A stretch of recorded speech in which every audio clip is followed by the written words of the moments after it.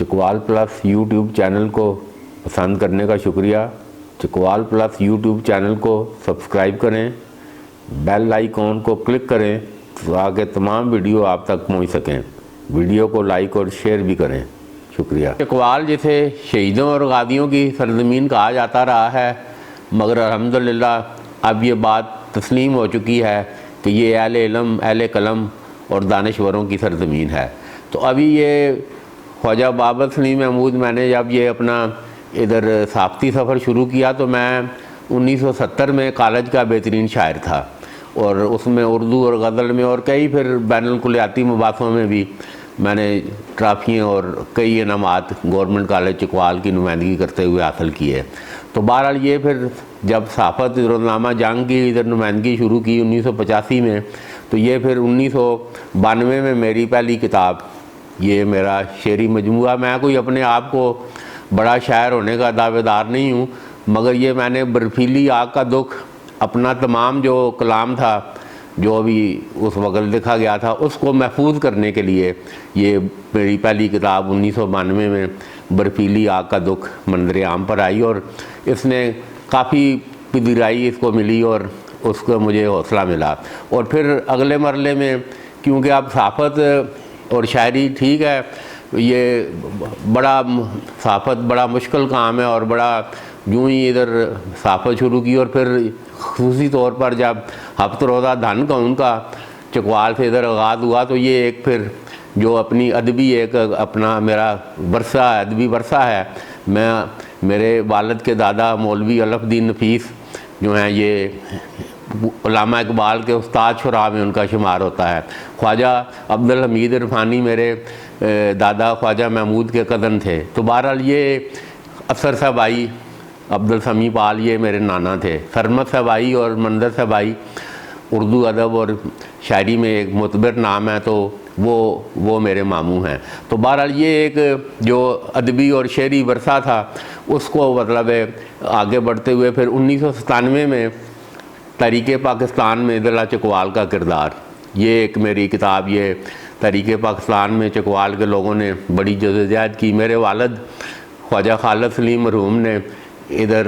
تھانہ چکوال کے اوپر 14 اگست 1947 کو قومی پرچم لہرایا تھا۔ تو یہ تحریک پاکستان میں یہ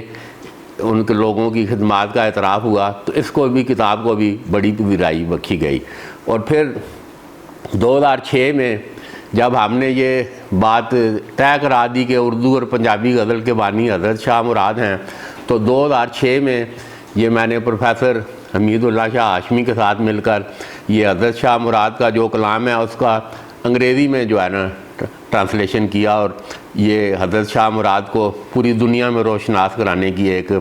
ہلکی کوشش کی گئی، اور الحمدللہ یہ کوشش اتنی کامیاب ہوئی ہے کہ آج یہ پوری دنیا میں اور جہاں جہاں بر صغیر اور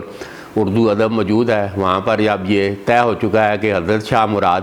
اردو غزل کے بانی ہیں۔ ولی دکنی ان سے 50 سال بعد پیدا ہوئے تھے، اور ولی دکنی کے بارے میں عمومی خیال تھا کہ وہ اردو غزل کے بانی ہیں، مگر اب یہ طے پا گیا ہے کہ یہ حضرت شاہ مراد ہیں۔ تو پھر ایک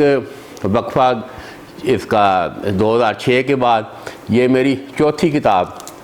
فٹ پاتھ سے چکوال پریس کلب تک، اور میں سمجھتا ہوں کہ اس کتاب میں یہ ایک ایسے کوئی کتاب نہیں ہے، یہ ایک پوری چکوال کی تاریخ جس کا میں خود عینی شاہد ہوں، اور میں نے اس کی چکوال کی تاریخ کو بنتے ہوئے اور بگڑتے ہوئے اور تعمیر و ترقی کے اس تمام دور کو خود اپنی آنکھوں سے دیکھا ہے۔ تو یہ چوتھی کتاب نے تو بالکل ضلع چکوال میں ایک میری اس کو تاریخ دان کی حیثیت سے نہ صرف روشنائی ہوئی، بلکہ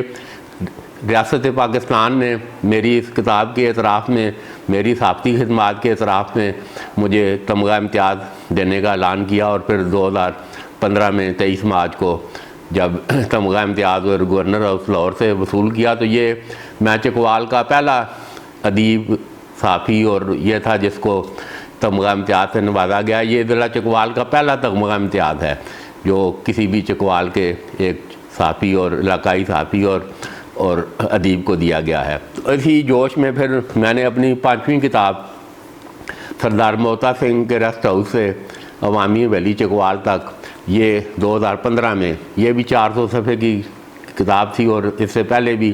400 صفحات کی کتاب تھی جس پر تمغہ امتیاز دیا گیا. تو یہ ساری جو میری کتابیں ہیں یہ ایک تاریخ کا سفر ہے. جو کچھ میں نے ادھر دیکھا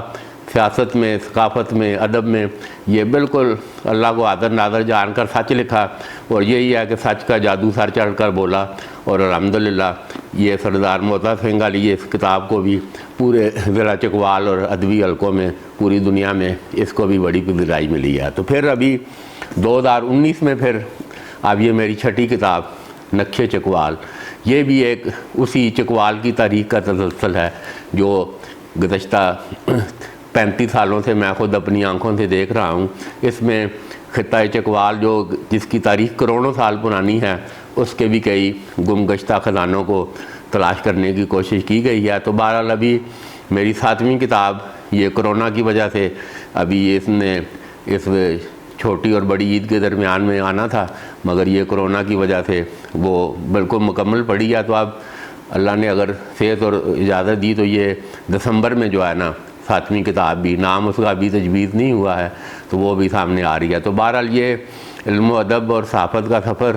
چکوال میں بڑا بھرپور طریقے سے جاری ہے. اور الحمدللہ ہم یہ دعوے دار ہیں کہ ہم نے اردو اور پنجابی غزل کے بانی حضرت شاہ مراد کے اصل جو ہے وارث ہونے کا ثبوت پیش کرتے ہوئے یہ ایک تھوڑی کوشش کی ہے، اور ضلع چکوال میں یہ علم و ادب کے فروغ کے لیے اپنا بھرپور کردار ادا کر رہے ہیں.